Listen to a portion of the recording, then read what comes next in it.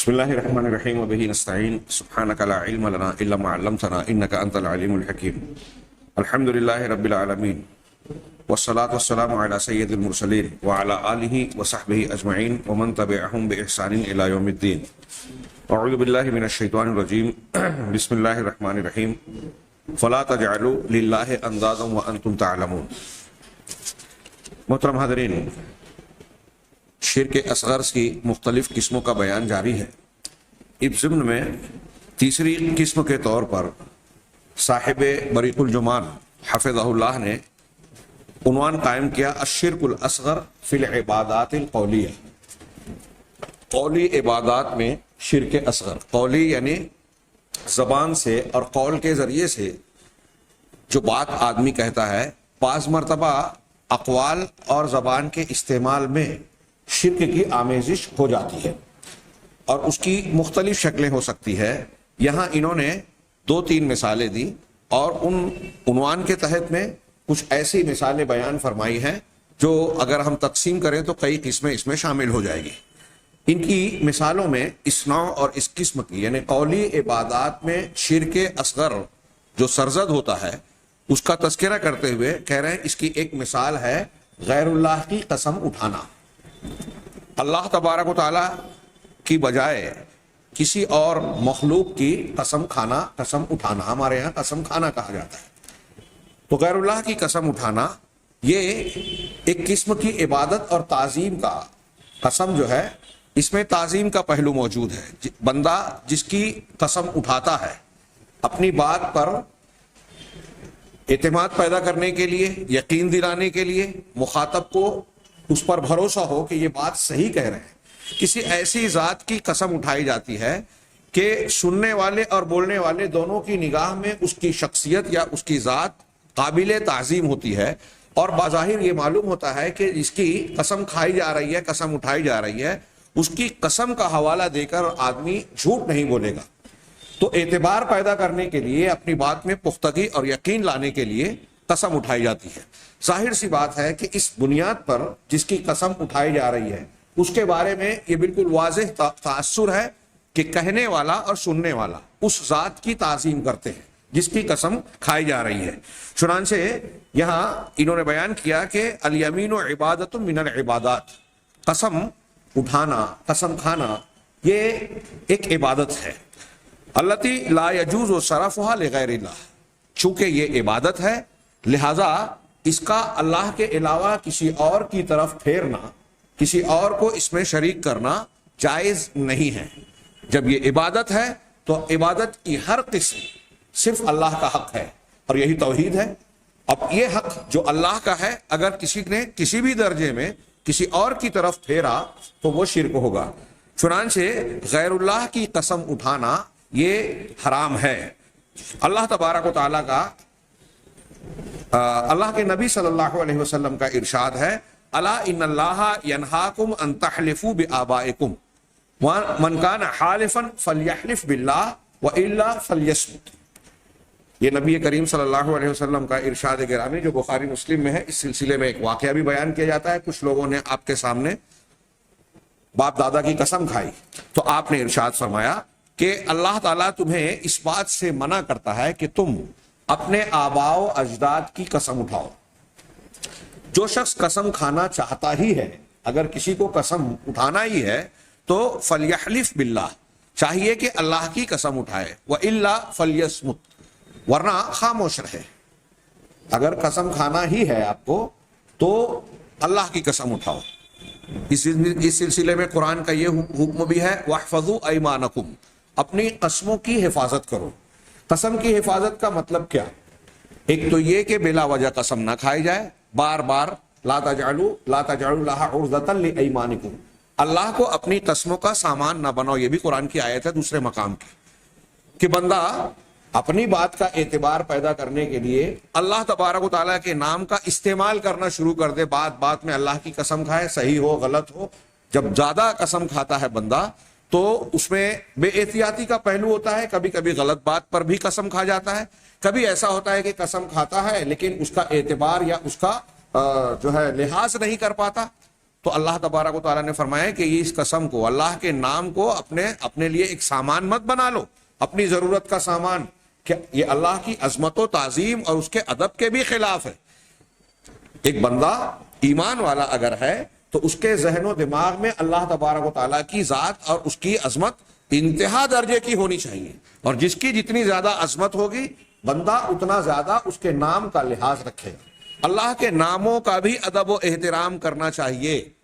اسی بنیاد پر یہاں ہماری بحث سے الگ بات ہے، ہم یہ کہتے ہیں کہ جن کاغذ کے ٹکڑوں پر یا کسی چیز پر اللہ کا نام اگر لکھا ہے تو انہیں ادھر ادھر گرنے نہ دیا جائے، گندے مقام پر رہنے نہ دیا جائے، یا لکھا ہوا گندے مقام پر لے نہ جایا جائے۔ میں نے اس سے پہلے کے باب میں تذکرہ کیا تھا تعویذ وغیرہ کے سلسلے میں کہ نبی کریم صلی اللہ علیہ وسلم کی انگوٹھی پر محمد الرسول اللہ لکھا ہوا تھا۔ آپ قضائے حاجت کے لیے جب تشریف لے جاتے تو اس انگوٹھی کو باہر نکال کر رکھ دیتے کہ گندگی کی حالت میں، پیشاب پاخانہ کرنے کی وہ حالت جو گندی حالت ہے، اس میں میرے ساتھ یہ اللہ کے نام کی بات نہ رہے۔ اسی بنیاد پہ کچھ لوگ سوال کرتے ہیں کہ بھائی یہ موبائل ہے، اس میں تو پورا قرآن ہوتا ہے، اب ہماری جیب میں ہوتا ہے تو ہم لے جائیں یا نہ لے جائیں۔ تو موبائل کی میموری کا معاملہ ایسے ہی ہے جیسے ہمارے ذہن و دماغ کی میموری کا معاملہ ہے۔ ایک آدمی پورا حافظ قرآن ہے تو قرآن اس کے ذہن و دماغ میں محفوظ ہے، یہ معنوی طور پر، لکھت میں یا کسی ایسے طریقے پہ نہیں کہ اسے آپ لکھا ہوا الگ کہیں رکھ دیں، جیسے انگوٹھی کو آپ الگ رکھ سکتے ہیں، کاغذ پر لکھی ہوئی تحریر کو آپ الگ رکھ سکتے ہیں، لیکن جو آپ کے ذہن یا حافظے میں ہے اسے الگ کر کے نہیں رکھ سکتے۔ تو ایسے ہی یہ موبائل کی میموری کا معاملہ ہے۔ ہاں، موبائل میں اسی بنیاد پر اہل علم نے کئی دلیلوں کے ساتھ اس دلیل پر بھی کہ جو اس کا کالر ٹیون ہوتا ہے یا موبائل جب بجتا ہے تو بہت سے لوگ بہت سارے گانے یا چیزیں رکھتے ہیں، کچھ لوگ اذان رکھتے ہیں، کچھ لوگ قرآن کی کوئی آیت رکھتے ہیں، کچھ لوگ بسم اللہ الرحمن الرحیم یا ایسی چیز جس میں اللہ کا نام ہے۔ تو یہ کالر ٹیون آواز والا یہ بھی قرآن کی آیات، اذان یا اللہ کے ناموں والا رکھنے سے اجتناب کرنا چاہیے۔ یہ لجنۃ العلماء سعودیہ کی جو لجنہ ہے ان کا فتویٰ ہے۔ اس کی ایک وجہ، 2-3 دلیلوں میں سے ایک دلیل انہوں نے یہ بھی بیان کی کہ آدمی اگر پیشاب پاخانے میں مشغول ہے، اس موقع پر اگر کوئی آپ کا موبائل بج رہا ہے، کسی نے آپ کو کانٹیکٹ کیا اور اس حالت میں قرآن کی آیت یا اذان یا اللہ کا نام بج رہا ہے تو یہ ٹھیک نہیں ہے، اللہ تبارک و تعالیٰ کی عظمت و تعظیم کے خلاف ہے۔ تو ایک بندہ مومن کے دل و دماغ میں اللہ کی تعظیم ہونی چاہیے۔ اس بنیاد پر اول تو بار بار قسم کھانے سے انسان کو احتیاط برتنا چاہیے کہ میں زیادہ قسمیں نہ کھاؤں، کبھی ضرورت پڑ جاتی ہے تبھی کھائے، اور اگر قسم کھائے اللہ کے نام کی تو سچ بولے اور اسے پورا کرے۔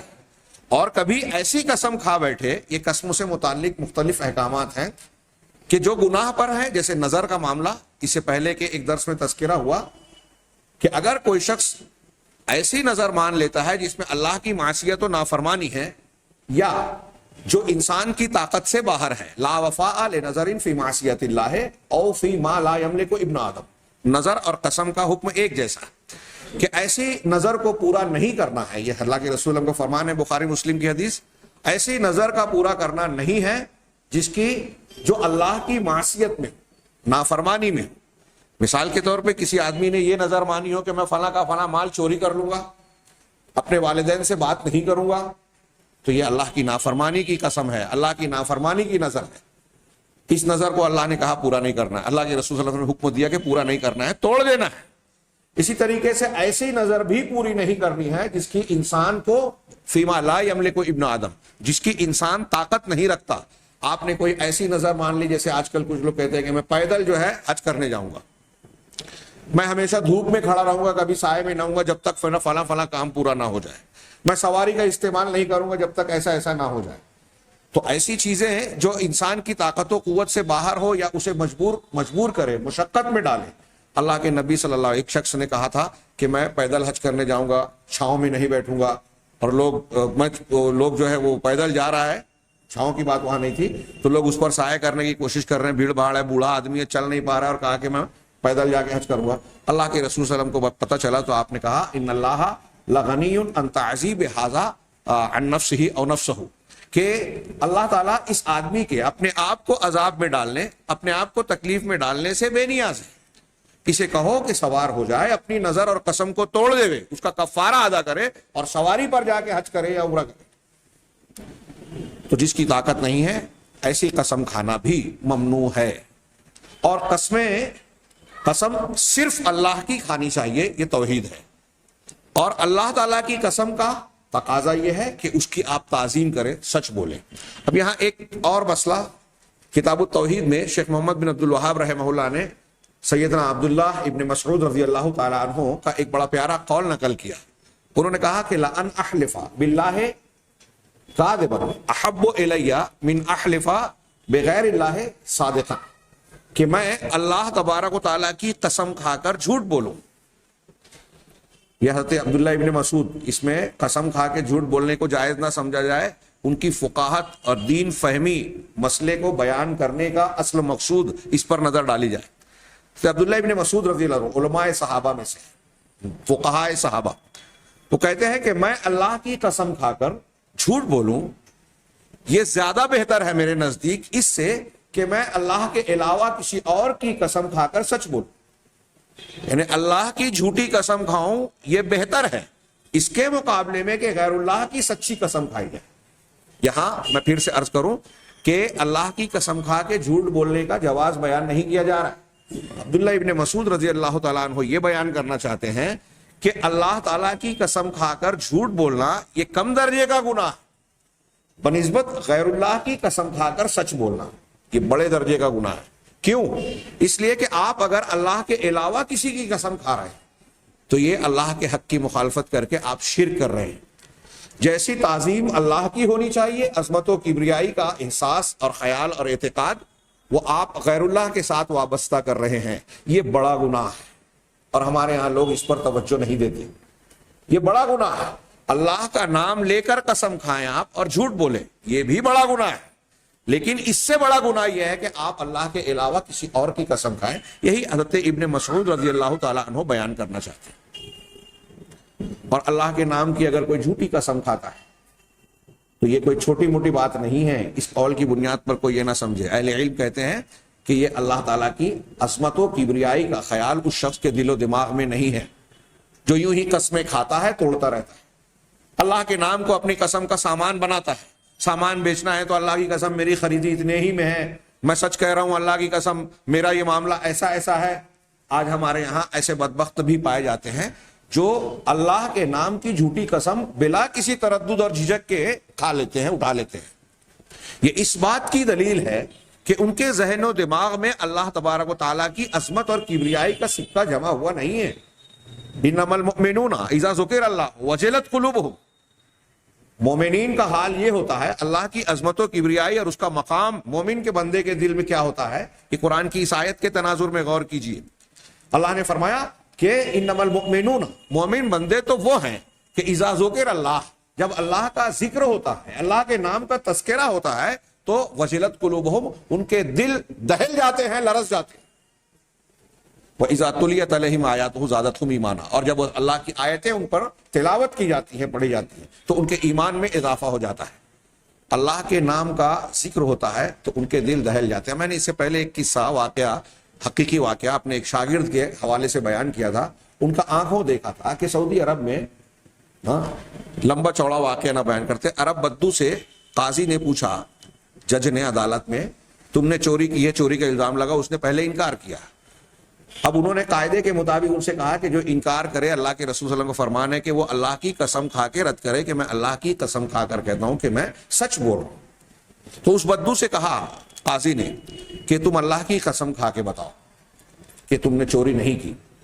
وہ خاموش ہو گیا۔ جب زور دیا گیا تو اس نے کہا کہ نہیں، میں اللہ کے نام کی جھوٹی قسم نہیں کھا سکتا، میں نے چوری کی ہے۔ تو آپ اس بدو کے اس عمل کو دیکھیے، ہم لوگ اسے بے وقوف سمجھیں گے یا ہمارے اپنے ماحول میں ایسے لوگ نہیں ملیں گے، لیکن آپ کیا کہیں گے اس کے بارے میں؟ اس نے جو عمل کیا وہ کس بات کا مظاہرہ ہے؟ وہ یہ مظاہرہ کر رہا ہے کہ میرا ہاتھ کٹانا مجھے گوارا ہے، میں چوری کا الزام قبول کر لوں جو میں نے کیا ہے، سچ بول دوں، یہ گوارا ہے، لیکن یہ گوارا نہیں ہے کہ اللہ تعالیٰ کے نام کی جھوٹی قسم کھاؤں، یہ بڑا گناہ ہے، میرے ہاتھ کٹوانے سے زیادہ بڑی بات۔ یہ تصور، یہ عقیدہ یہ عظمت کا خیال کب آتا ہے؟ جب بندہ اللہ تبارک و تعالیٰ کی معرفت رکھتا ہے، صحیح عقیدہ اور ایمان ہوتا ہے، اللہ کی عظمت و کبریائی کو سمجھتا ہے۔ ہمارے یہاں میں نے جیسا کہ بار بار کہا، یہ بہت ہی افسوس کا مقام ہے کہ عقائد پر، ایمانیات پر محنت نہ ہونے کا نتیجہ یہ ہے کہ ہمارے یہاں لوگوں کے دل و دماغ میں اللہ کی تعظیم، اللہ کی کبریائی کا وہ تصور ہے ہی نہیں جو ہونا چاہیے۔ بلکہ آپ دیکھیں گے حضرت ابن عباس کہتے ہیں کہ جب آج لوگوں کا حال، اپنے زمانے میں انہوں نے کہا تھا کہ ایسا ہوتا ہے کہ اللہ کے نام پر لوگوں کے دل ویسے نہیں لرزتے جیسے غیر اللہ اور مشرکین کے اپنے معبودان باطلہ کے نام پر لرزتے ہیں۔ آپ دیکھیے کہ جو لوگ تعزیے کی پوجا کرتے ہیں، بزرگان دین کی پرستش کرتے ہیں، اولیاء اور صالحین کی عظمتوں اور عقیدتوں میں ڈوبے رہتے ہیں، ان کی قبروں کی زیارت اور ان کی قبروں کی طرف سفر کرتے ہیں، وہ ان اولیاء اور صالحین کے نام پر جس طرح سے ڈر جاتے ہیں، ہاں اللہ کے نام پر نہیں ڈرتے۔ میں نے ایسے لوگوں کو دیکھا کہ ایک شخص اللہ کے نام پر مانگ رہا ہے ٹرین میں تو اس نے نہیں دیا، ہاں، اور خواجہ اجمیری کا جب حوالہ دیا تو کہا کہ اب تم نے ایسا حوالہ دے دیا کہ میں روک نہیں سکتا، اپنے آپ کو دینا پڑے گا۔ یہ اس شخص نے بذات خود کہہ کر بھیک دی کہ اجمیری صاحب کا حوالہ دیا ہے تو اب مجھے بھیک دینا پڑے گا، اور اس سے پہلے اللہ کے نام پر مانگ رہا تھا تو خاموش تھے۔ کیا مطلب ہے؟ آپ کے ذہن و دماغ میں اللہ کی عظمت اتنی کمتر ہے، اور ایک بندے کی، ایک مخلوق کی، ایک بزرگ کی عظمت اس سے زیادہ ہے کہ آپ کا تصور یہ ہے کہ ان کے نام پر اگر میں نہیں دوں گا تو مجھے نقصان ہو سکتا ہے، اللہ کے نام کی کوئی پرواہ ہی نہیں ہے۔ اگر ایسا تصور ہے تو یقین جانیے ہم نے اللہ تبارک وما قدر اللہ حق قدری، ہم نے ان لوگوں نے، قرآن نے 2-3 مقامات پر یہ جملہ فرمایا ہے کہ ان لوگوں نے اللہ تعالیٰ کی قدر ویسے نہیں کی جیسے اس کی قدر و منزلت کا حق ہے، اللہ کی تعظیم اور اس کے وقار کو سمجھا ہی نہیں۔ وَالْعَرْضُ جَمِيعًا قَبْضَتُهُ يَوْمَ الْقِيَامَةِ، اس کی عظمت کا ایک نشان یہ ہے کہ قیامت کے دن پوری زمین اللہ کی مٹھی میں ہوگی، وَالسَّمَاوَاتُ مَطْوِيَّاتٌ بِيَمِينِهِ، اور سارے آسمان اللہ کے داہنے ہاتھ میں لپٹے ہوں گے۔ اللہ کی عظمت اور کبریائی کا یہ ایک پہلو صرف بتایا پروردگار نے، اور قرآن میں دوسرے مقامات پر اللہ کے اسماء و صفات کے معنی اور مفہوم کو جب ہم جانیں گے تو تصور پیدا ہوگا کہ اللہ تبارک و تعالیٰ کو ہم جتنا جانیں گے ہم اس بات کا یقین ہوگا کہ ہم اللہ کو نہیں جان سکتے۔ ہماری عقل محدود ہے اور اللہ کی صفات، خوبیاں، کمالات لامحدود ہیں۔ تو خیر، بات قسم سے چلی اور اللہ کی تعظیم پر، چونکہ قسم کا تعلق تعظیم سے ہے اس لیے میں نے یہ بات عرض کی۔ اور جب آدمی کے ذہن و دماغ میں اللہ تبارک و تعالیٰ کا حقیقی ایمان ہوگا اللہ کی ذات سے متعلق، اب وہ ایمان میں کمی بیشی ہو سکتی ہے لیکن اگر اللہ کی معرفت ہوگی تو جیسی تعظیم، جیسی کبریائی، جیسی بڑائی کا تصور، خیال، عقیدہ ذہن و دماغ میں اللہ کے بارے میں ہوگا ویسے اللہ کے علاوہ کسی اور کے بارے میں ہو ہی نہیں سکتا۔ جو اللہ کو پہچانے گا وہ کسی معمولی سے معمولی معاملے میں بھی اللہ کا حق کسی غیر اللہ کی طرف نہیں پھیرے گا، یہاں تک کہ قسم اٹھانے میں بھی۔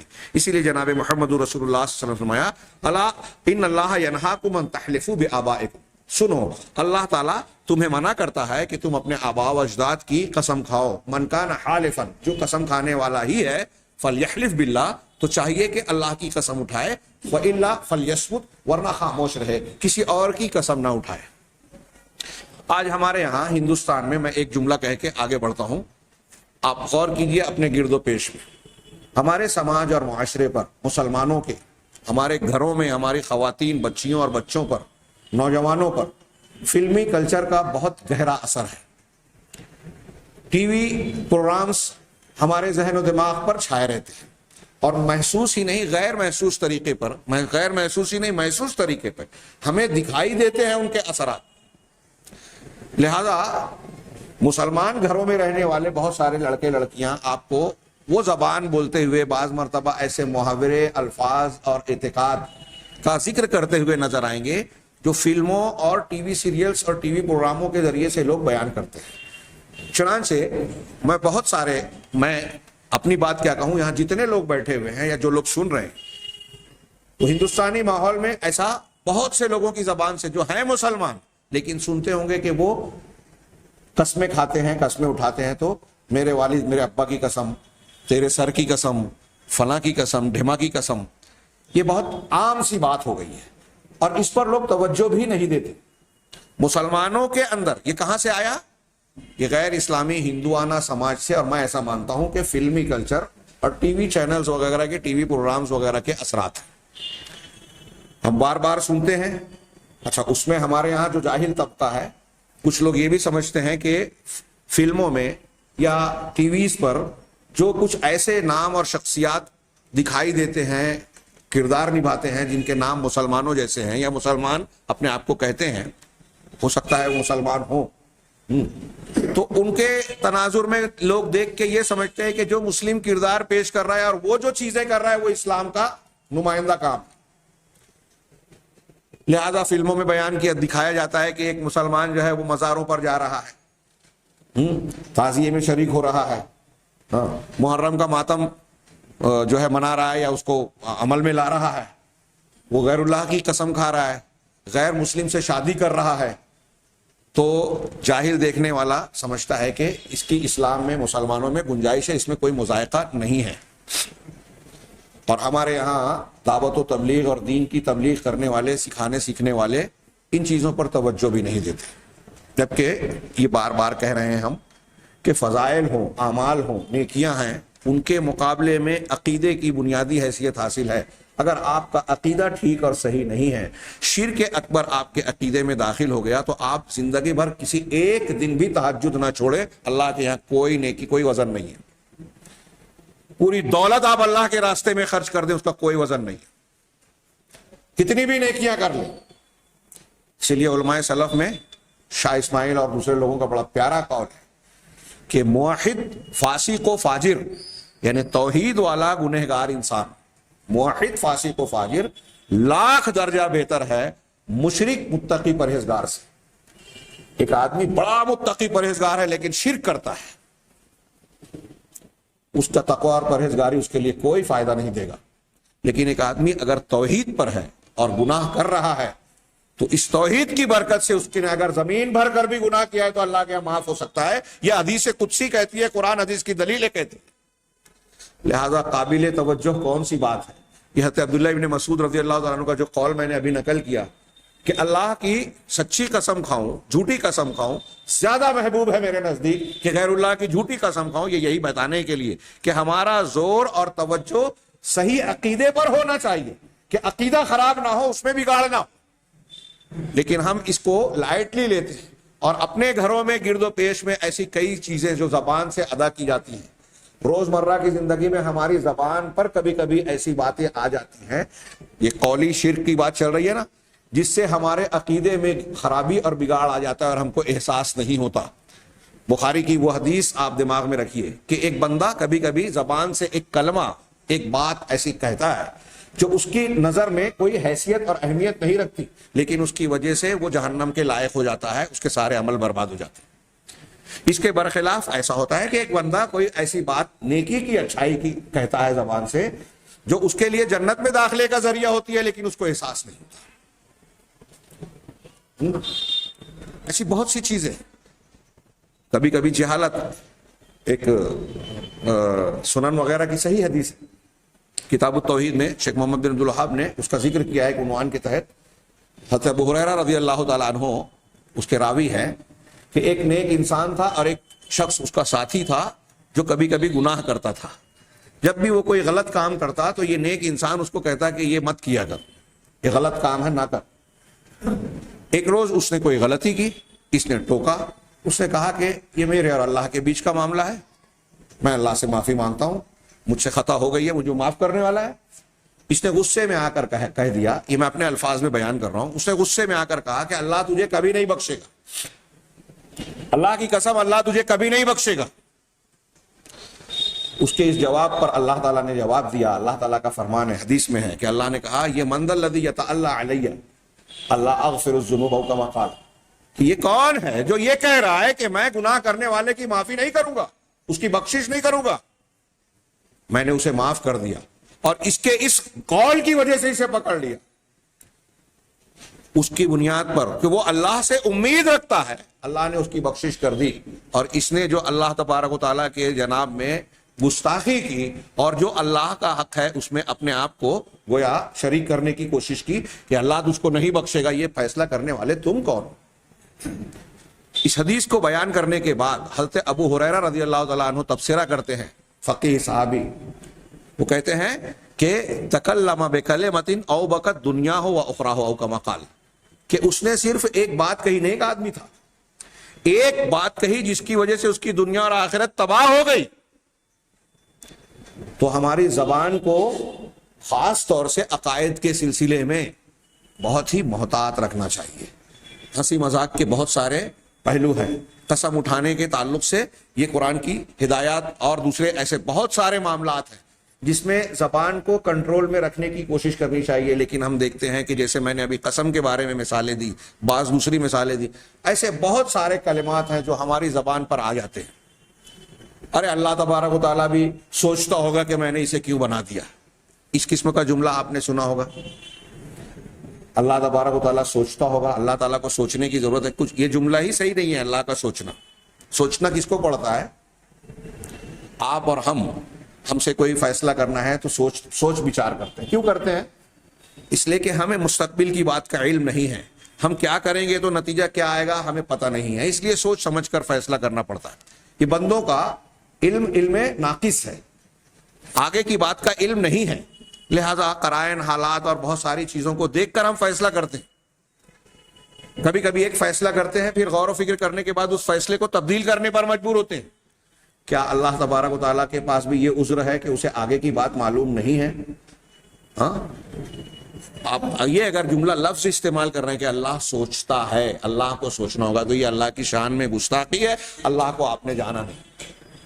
اللہ کا علم کامل ہے، اس کو سوچنا نہیں پڑتا.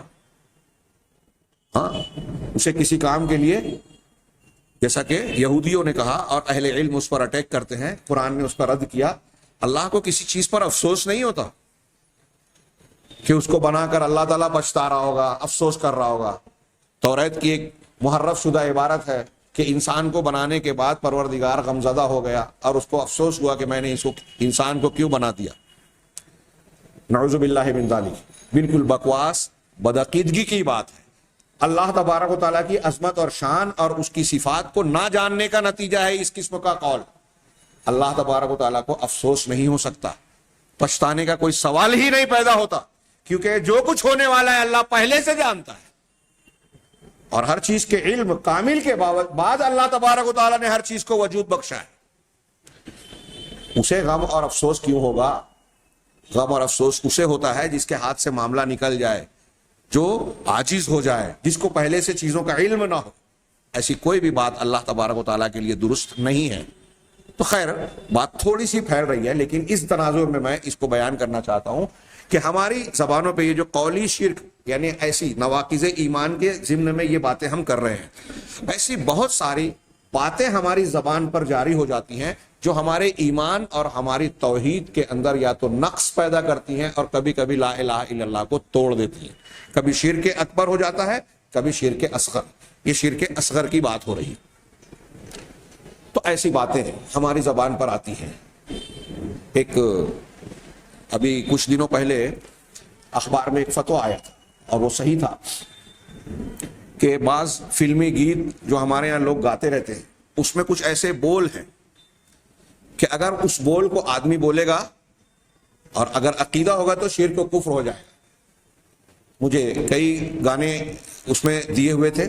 ایک یاد ہے، اس کی وجہ یہ کہ ایک صاحب اس کو پڑھنے کے بعد بڑی فکر مندی کے ساتھ نکلے اور انہوں نے آ کر سوال کیا کہ میں تو یہ گانا گاتا تھا تو کیا میں کافر ہو گیا، میرا نکاح ٹوٹ گیا وغیرہ وغیرہ. اس طرح اس نے سوال کیا کہ خدا بھی جب زمین سے کیا ہے زمین پر آسمان سے دیکھتا ہوگا، میرے محبوب کو کس نے بنایا سوچتا ہوگا. تو کسی مفتی نے یہ گانا اور ایسے 3-4 اور گانوں کے بول نقل کیے اخبار میں، اور اس نے نقل کیا کہ یہ اگر کوئی گا رہا ہے تو کفر کر رہا ہے.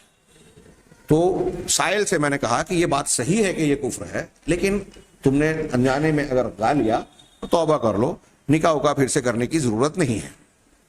اس کی دلیلیں اپنے مقام پر، یہ فی الحال اس موضوع کی گنجائش نہیں ہے. بہرحال یہ کفر کی بات تو ہے.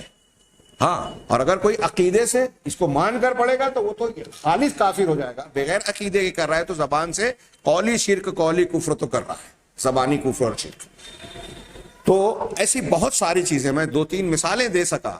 اگر آپ غور کریں گے تو ہمارے روزمرہ کے معمولات میں بعض اوقات ایسی بہت سی چیزیں آ جاتی ہیں زبان پر جو عقیدہ توحید کے منافی ہوتی ہیں. اگر عقیدہ نہیں ہے تو تو یہ شرک اصغر یا کفر اصغر کے باب سے ہو سکتی ہے۔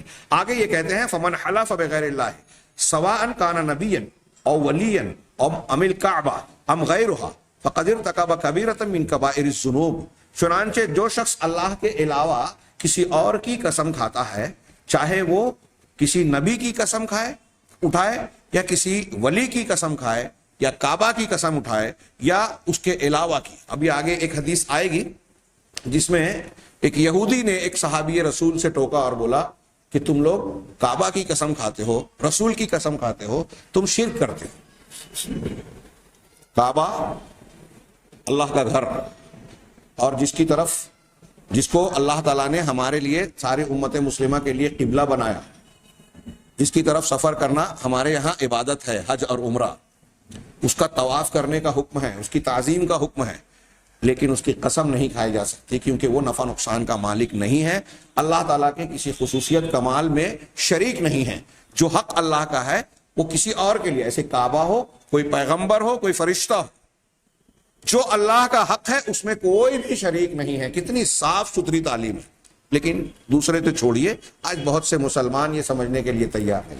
تو کہا کہ وہ چاہے نبی ہو یا کوئی ولی ہو یا کعبہ ہو یا اس کے علاوہ کوئی اور عظمت و مقدس چیز ہو، عظمت والی اور تقدس والی، کہنا ہے اگر کسی نے ان میں سے کسی بھی چیز کا جو اللہ کے علاوہ ہے کسی کی قسم اٹھائی، فقد ارتکب کبیرۃ من کبائر الذنوب، تو اس نے کبیرہ گناہوں میں سے ایک بہت بڑے اور کبیرہ گناہ کا ارتکاب کیا، ووقع فی الشرک، اور شرک میں واقع ہو گیا۔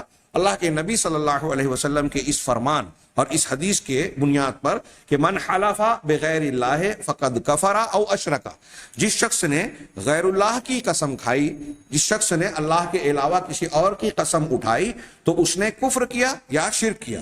یہ حدیث امام احمد وغیرہ نے نقل کیا، امام احمد، ابو داؤد، ترمذی۔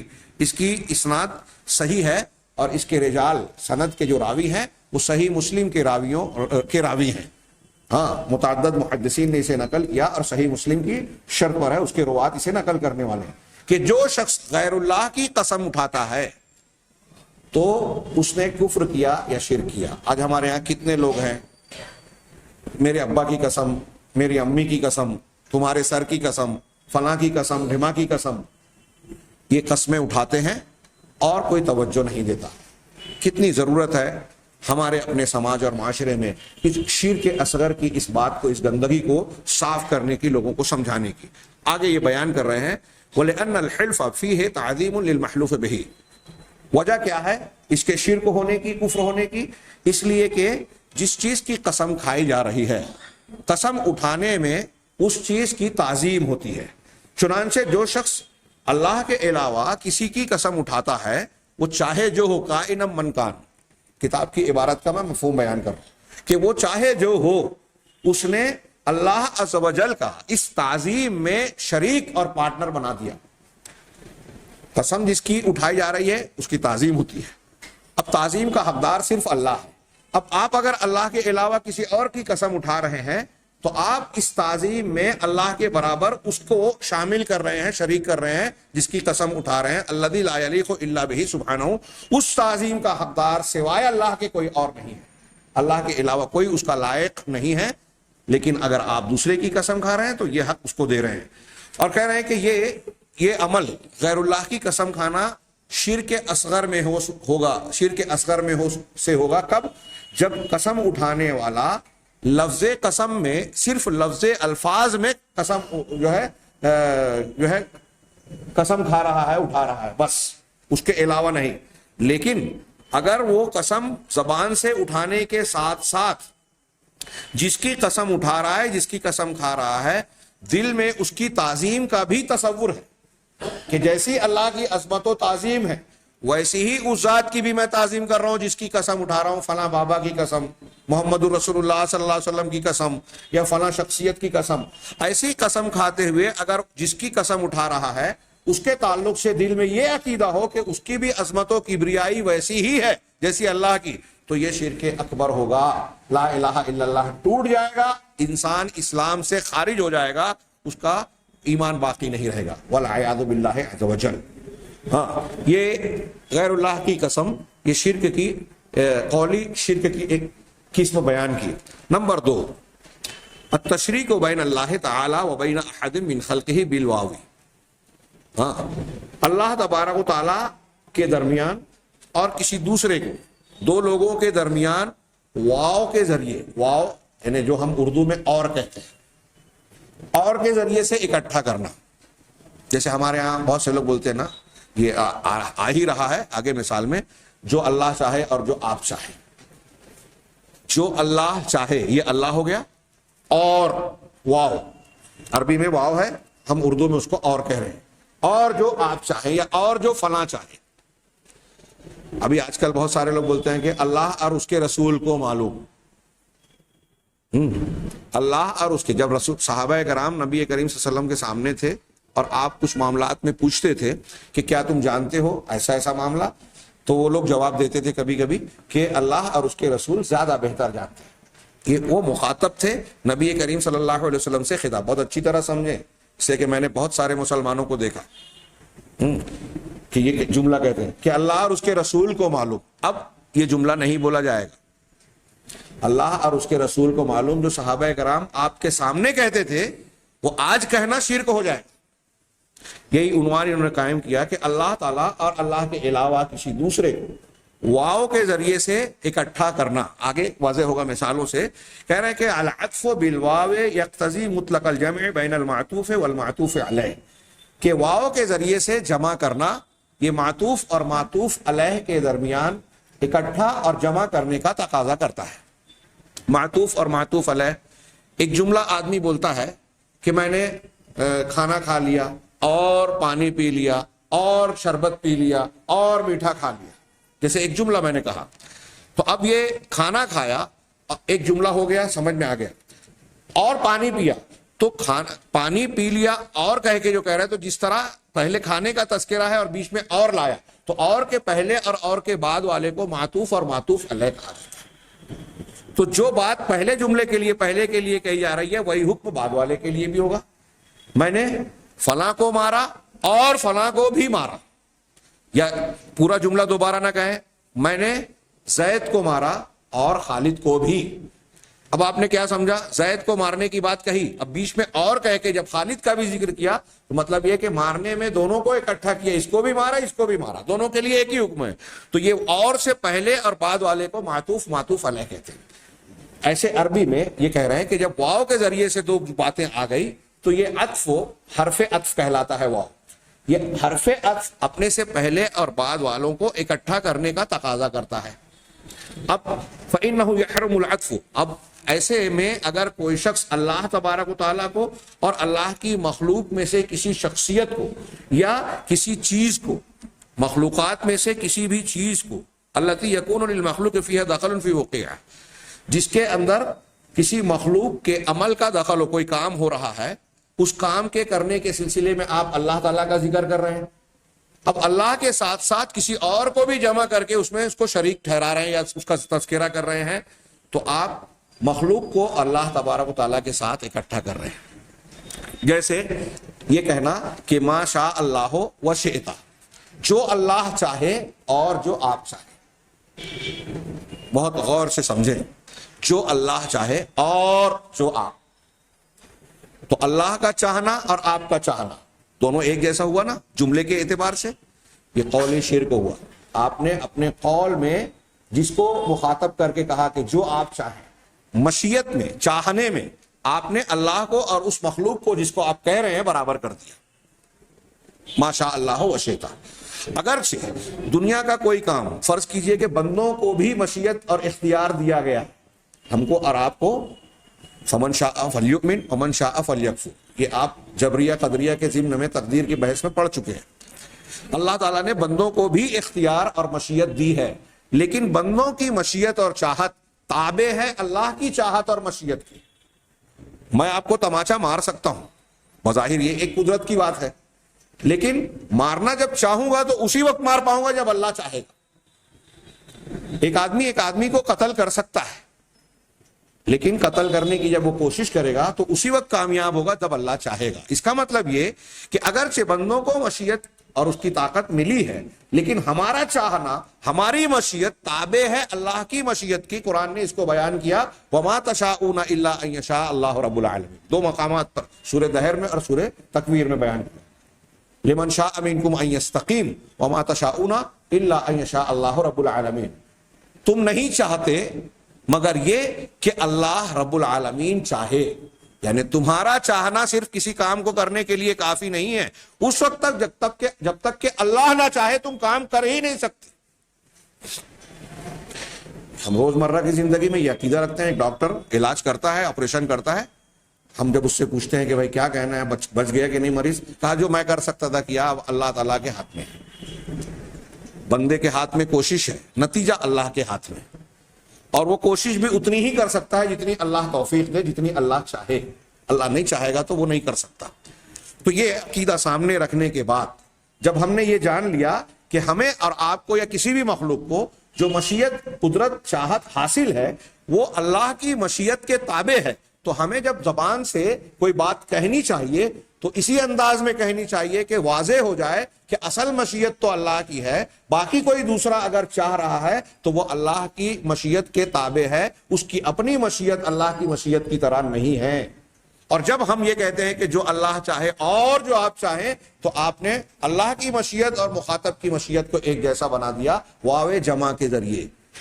واو ترتیب، تراخی کا معنی نہیں دیتا، ترتیب کہ فلاں کام ہوا پھر فلاں کام ہوا، یہ ترتیب ہے، یا ایک کام ہونے کے بعد، جس کو تعقیب کہتے ہیں عربی میں، کہ اس کام ہونے کے بعد کبھی کبھی واو کے ذریعے سے چیزوں کو صرف اکٹھا کیا جاتا ہے، اس میں ترتیب مقصود نہیں ہوتی، جو کام بعد میں ہوا وہ پہلے ذکر ہو جاتا ہے، جو پہلے ہوا وہ بعد میں ذکر ہو جاتا ہے۔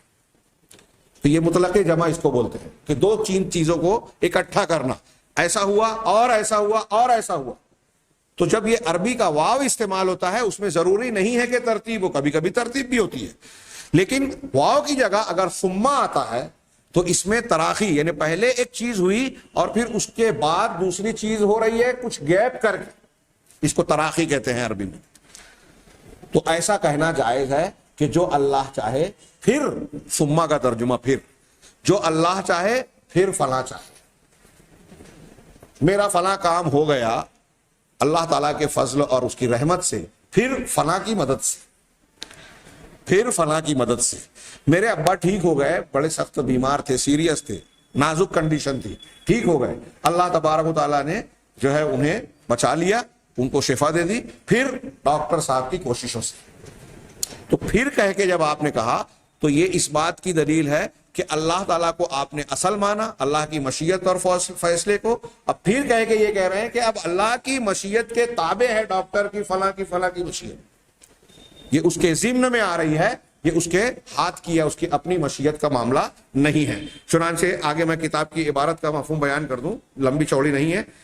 یہ کہتے ہیں کہ وَلِذَلِكَ فَإِنَّهُ يَحْرُمُ، اسی وجہ سے اللہ تعالیٰ کے درمیان اور اس کی مخلوق میں سے کسی کے درمیان حرف عطف کے ذریعے سے جمع کرنا حرام ہے، یعنی اور کہہ کے، یعنی کوئی بھی معاملہ ہو جس کے ہونے میں کسی مخلوق کا دخل ہو، جیسے کہ یہ کہا جائے کہ ماشاء اللہ وشئتا، جو اللہ چاہے اور جو آپ چاہیں، یا یہ کہا جائے، ایک اور مثال دی، 2-3 مثالیں دی آگے، ھذا من برکات اللہ و برکاتک، یہ اللہ کی برکتوں میں سے ہے اور تمہاری برکتوں میں سے، اللہ کی برکت اور تمہاری، ناجائز شرک، قولی شرک۔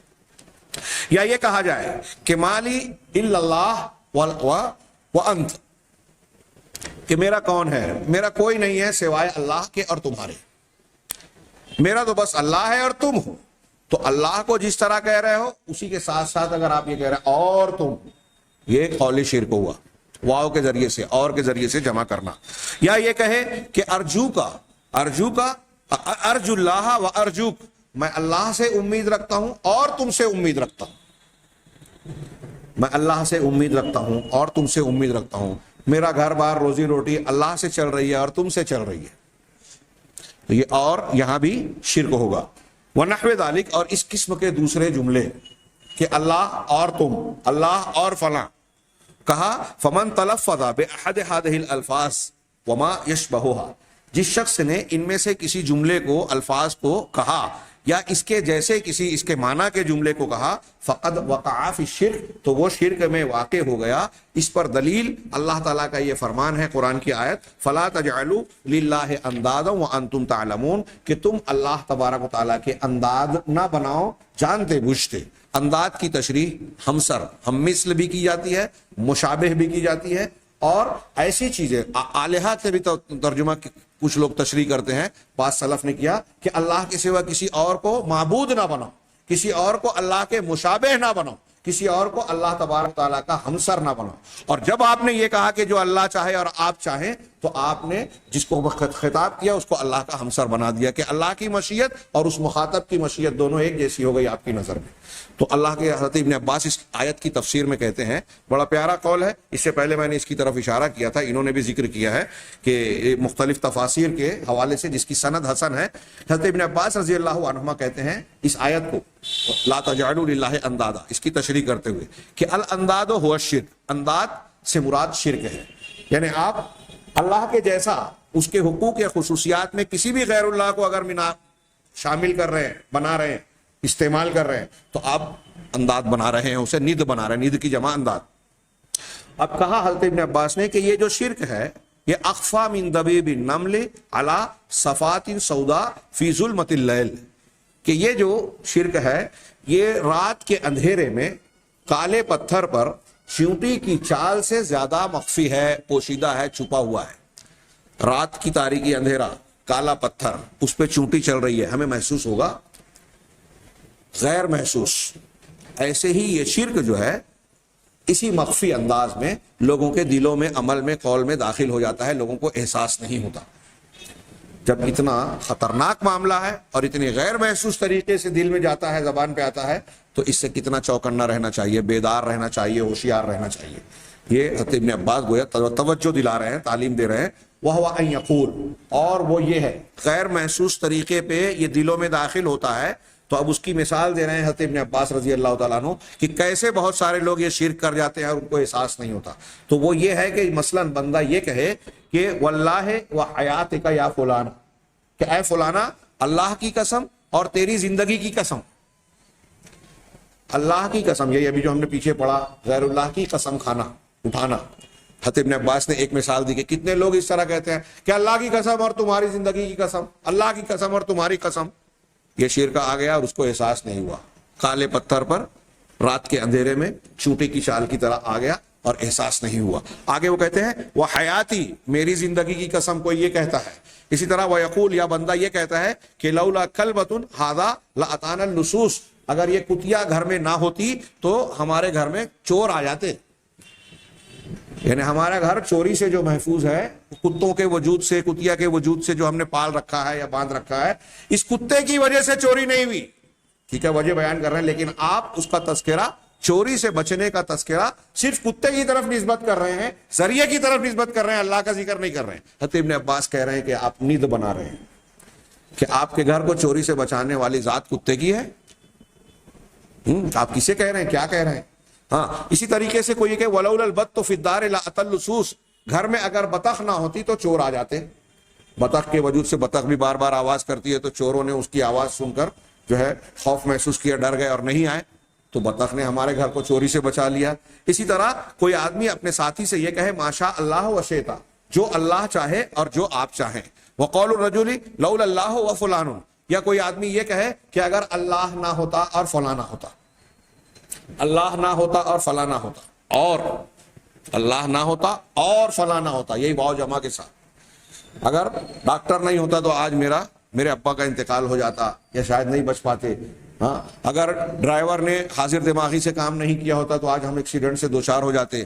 ہاں, ڈرائیور بہت اچھا تھا, ملاح بہت اچھا تھا. علامہ ابن تیمیہ نے حضرت ابن عباس کے قول میں جو نقل کیا اس میں یہ جملہ بھی ہے کہ ملاح بہت اچھا تھا اس لیے ہماری کشتی پار لگ گئی. تو کشتی کا پار لگنا, آپ کا صحیح سالم منزل تک پہنچنا کیا صرف ملاح یا ڈرائیور کا کام ہے کہ اس میں اللہ کی مشیت کا دخل ہے اصلاً؟ تو اس قسم کے جملے بولنا, اور روزمرہ کی زندگی میں ہمارے یہاں لوگ کتنے اس طرح کے جملے بولتے ہیں, یہ چند مثالیں سامنے رکھ کے غور کیجیے.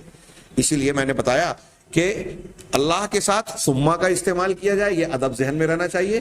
کہ اگر اللہ نہ ہوتا اور پھر فلاں نہ ہوتا، اللہ تعالیٰ کی مشیت، فیصلہ، بچاؤ اور ڈاکٹر کا علاج، اور پھر ڈاکٹر کا علاج، ہاں پھر ہم نے کہہ دیا تو یہ جائز۔ اگرچہ کچھ علماء نے کہا کہ یہ بھی افضل نہیں ہے، صرف اللہ کا نام لینا چاہیے ایسے مقامات، اور واضح کرنا چاہیے کہ اللہ تعالیٰ نے ایسے حالات دی، فلاں ڈاکٹر کو فراہم کر دیا، توفیق دی، دوا دے دی، تو ہم جو ہے بچ گئے بیماری سے۔ آخر میں انہوں نے مختصر سی 2 روایتیں اور نقل کی اور بحث کو ختم کیا۔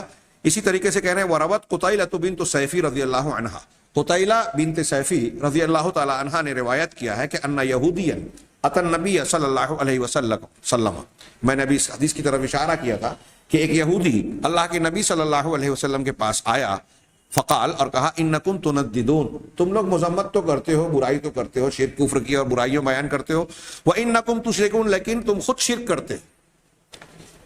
ایک یہودی نبی صلی اللہ علیہ وسلم سے کہہ رہا ہے کہ تم شرک کرتے ہو، تقولون ما شاء اللہ وشئت، تم کہتے ہو کہ جو اللہ چاہے اور جو تم چاہو، جو آپ چاہیں، وتقولون والکعبہ، اور تم کہتے ہو کعبہ کی قسم۔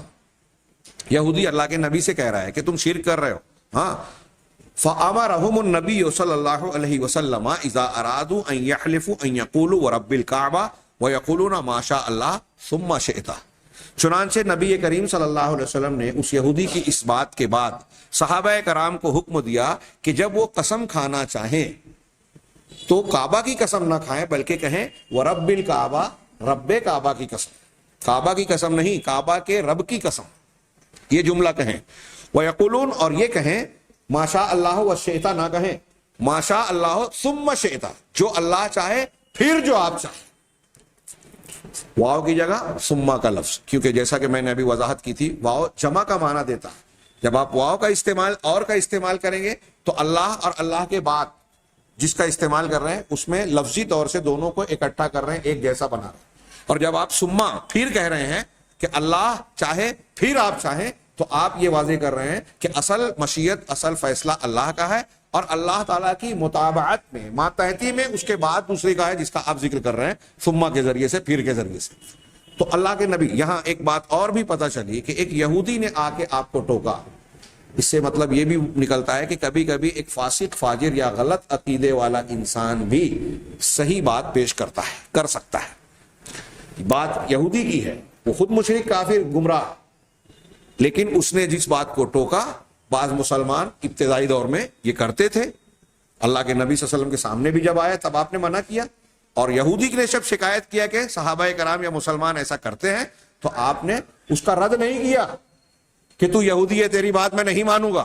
اس سے یہ معلوم ہوا کہ اگر کوئی غلط آدمی یا بدعقیدہ آدمی کوئی صحیح بات، صحیح چیز پیش کرے تو اسے قبول کرنے میں تعمل مسلمان کو نہیں ہونا چاہیے، ایک بات۔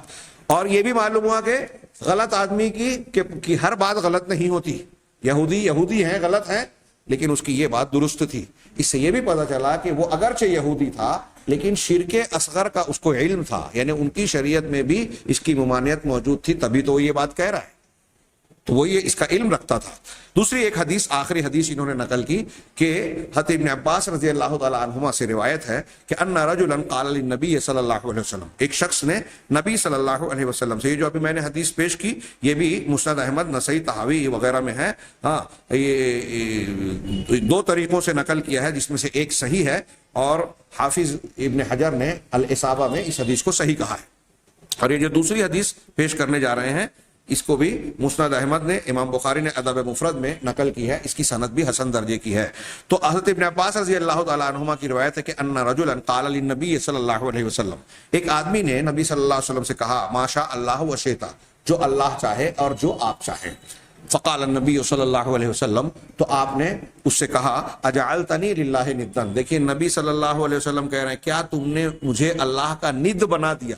لا تجعلوا للہ اندادا، قرآن کی آیت ابھی پڑھی تھی ہم نے، حضرت ابن عباس کی شرح پڑھی، اور یہ نبی صلی اللہ علیہ وسلم کی شرح بھی اس کے موافق ہو رہی ہے کہ اگر کوئی انسان اللہ کے ساتھ رسول کے بارے میں یہ کہہ رہا ہے کہ جو اللہ چاہے اور آپ چاہیں، تو رسول اللہ صلی اللہ علیہ وسلم نے اس کو کیا تعبیر کیا کہ یہ اللہ کے برابر بنانا ہے۔ کیا تم نے مجھے، رسول اللہ صلی اللہ علیہ وسلم کو، مجھے اللہ کا ند، اللہ کا ہمسر، اللہ کا شریک بنا دیا؟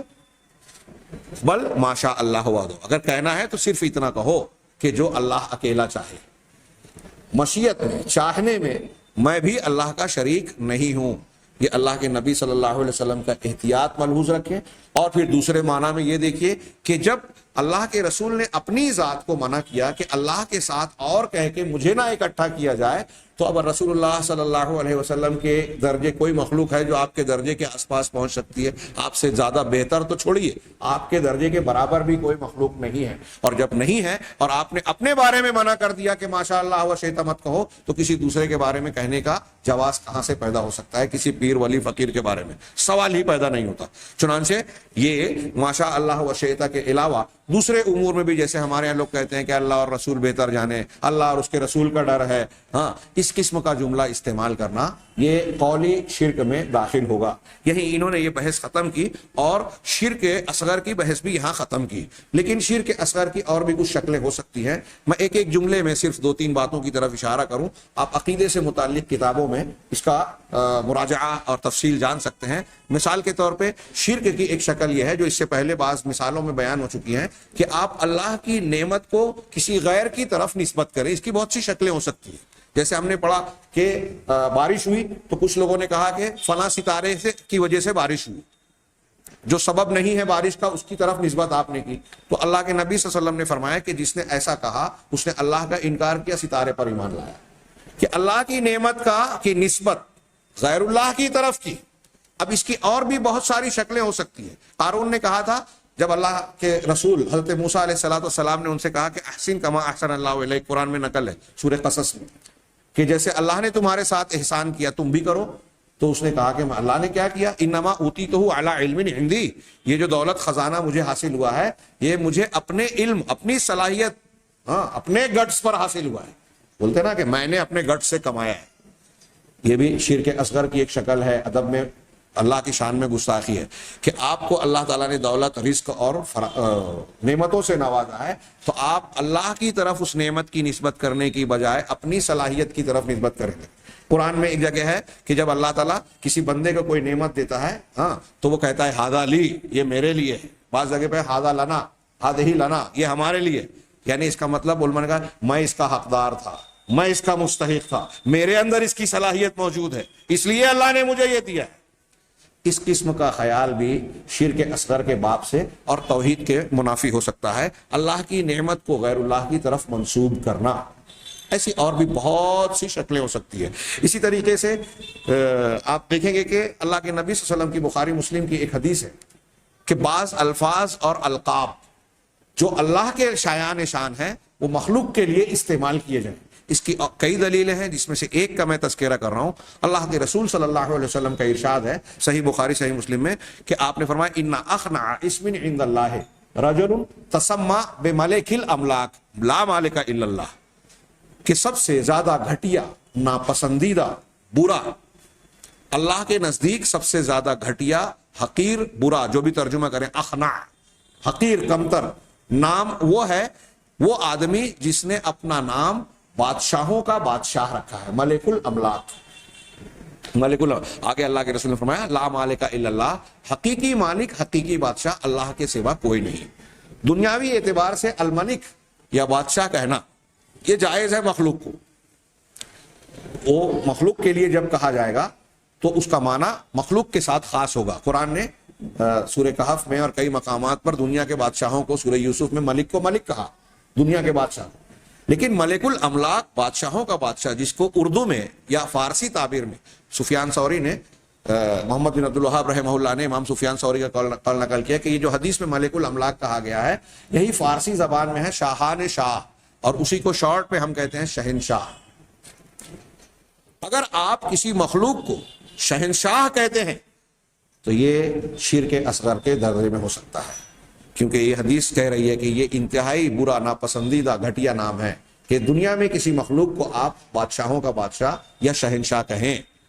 یہ توحید کے منافی ہے۔ بادشاہوں کا بادشاہ صرف اللہ ہے۔ اب ہمارے ہاں کامن بات ہے کہ مغل شہنشاہ بابر، شہنشاہ محمد اکبر اور فلاں اس طرح ہمارے ہاں لوگ کہتے ہیں۔ انا للہ و انا الیہ راجعون. یہ زما زد ہے. ایک مومن بندے کو یہ جان لینے کے بعد اس سے اعتراض اور گریز کرنا چاہیے. بلکہ میں نے ابھی ایک اردو ترجمہ اور تشریح دیکھی کتاب التوحید میں, تو انہوں نے کہا کہ اگر آپ کہیں لکھا ہوا دیکھیں نا کسی مخلوق کے لیے شہنشاہ, تو آپ اسے کاٹ دیں, اسے کاٹ دیں اور بنا دے کے بادشاہ. شہنشاہ اللہ کے علاوہ کسی کو نہیں بولنا چاہیے. شیخ محمد عبد الوہاب نے عنوان قائم کر کے یہ بھی کیا اور مسائل میں یہ بھی بیان کیا کہ بادشاہوں کا بادشاہ جیسے اللہ کے سوا کسی کو نہیں کہا جا سکتا, تو اسی معنی کے دوسرے الفاظ بھی استعمال نہیں کیے جا سکتے, جیسے قاضی القضات, قاضیوں کا قاضی, ہاں, فیصلہ کرنے والوں کا فیصلہ کرنے والا, احکم الحاکمین, یا اس قسم کے تابع الفاظ یہ صرف اللہ کے لائق و زیبا ہیں. اسی طریقے سے زمانے کو گالی دینا یہ بھی حدیث میں ممانعت ہے. زمانے کی الٹ پھیر کرنے والا اللہ تعالیٰ ہے. ہاں, کہ اللہ کے حدیث قدسی ہے کہ یسبنی یؤذینی ابن آدم, ابن آدم مجھے گالی دیتا ہے, برا بھلا کہتا ہے, مجھے تکلیف دیتا ہے. اللہ کو تکلیف نہیں پہنچتی, لیکن بندوں کے اعتبار سے کہا گیا کہ یسب الدہر, وہ زمانے کو گالی دیتا ہے, برا بھلا کہتا ہے. وہ انا الدہر, جبکہ میں ہی زمانہ ہوں. اقلب اللیل والنہار, میں زمانہ کس طرح ہوں کہ دن اور رات کو گردش میں ہی دیتا ہوں. تو دن اور رات فی نفس ہی کوئی برا منحوس نہیں ہے. اب ان کو برا بھلا کہنا, ان کو الٹ پھیر کرنے والے کو برا بھلا کہنا ہے, تو یہ اللہ کی شان میں بے ادبی ہے, گستاخی ہے. اسی طریقے سے شرک کی ایک شکل یہ بھی ہوتی ہے کہ بعض لوگ کسی مخلوق کی طرف اپنے بچوں کا نام عبدیت کے ساتھ رکھتے ہیں, عبدیت کے ساتھ نسبت کرتے ہیں, جیسے عبد النبی, عبد شمس, عبد مناف, عبد فلاں, اور اردو زبان میں فلاں بخش, ہاں, یعنی جیسے علی بخش اگر کہا جا رہا ہے تو علی اللہ کا نام بھی ہے, لیکن اگر نیت میں یہ ہے کہ حضرت علی رضی اللہ تعالیٰ عنہ کی بخشش ہے یہ, تو یہ شرک ہوگا. تو ناموں میں اللہ کے علاوہ کسی اور, وہ نبی ہو پیغمبر ہو, کوئی عبد الرسول رکھ رہا ہے, غلام مصطفیٰ وغیرہ پر بھی اسی لیے کچھ لوگ اعتراض کرتے ہیں. حالانکہ غلام کا معنی لڑکا اور بیٹا بھی ہوتا ہے, اس لیے بعض لوگوں نے جواز کی بات کی ہے, لیکن میں تو یہ کہتا ہوں کہ اس میں احتیاط برتنا چاہیے. ہاں, غلام مصطفیٰ, غلام رسول, یہ جو نام رکھا جاتا ہے, اگر غلام بمانا عبد اور بندے کے ہے تو یہ شرک ہوگا. تو عبدیت کی نسبت غیر اللہ کی طرف کرنا, ایسے اور بھی بعض شکلیں ہیں جو شرک کی یا اللہ کی شان میں گستاخی کی بنتی ہے, جو توحید کے یا اللہ کے ادب کے خلاف ہے. ان تمام چیزوں سے بچنا ضروری ہے اپنی توحید کو صحیح سلامت اور محفوظ رکھنے کے لیے. ہماری گفتگو بنیادی عنوان چل رہا تھا نواقض ایمان, ایمان کو توڑ دینے والی اور اس کے ضمن میں نواقص ایمان, ایمان کو کمزور یا کمتر بنا دینے والی چیزیں. یہاں شرک کا موضوع انہوں نے ختم کیا. آگے اب 3 مباحث پر مشتمل کفر کی بحث شروع کر رہے ہیں کہ کفر کی مختلف شکلیں ہیں. جیسے شرک لا الہ الا اللہ کو توڑتا ہے, ویسے ہی کفر اور نفاق بھی. یہاں سے انشاءاللہ ہم کفر کی گفتگو کی بحث پڑھیں گے. اللہ تعالیٰ سے دعا ہے کہ وہ ہمیں صحیح ایمان اور صحیح عقیدہ اختیار کرنے کی توفیق عطا فرمائے, اور اس کی برکت سے دنیا اور آخرت میں کامیابی سے نوازے. وآخر دعوانا ان الحمد للہ رب العالمین, وصلی اللہ علی نبینا محمد.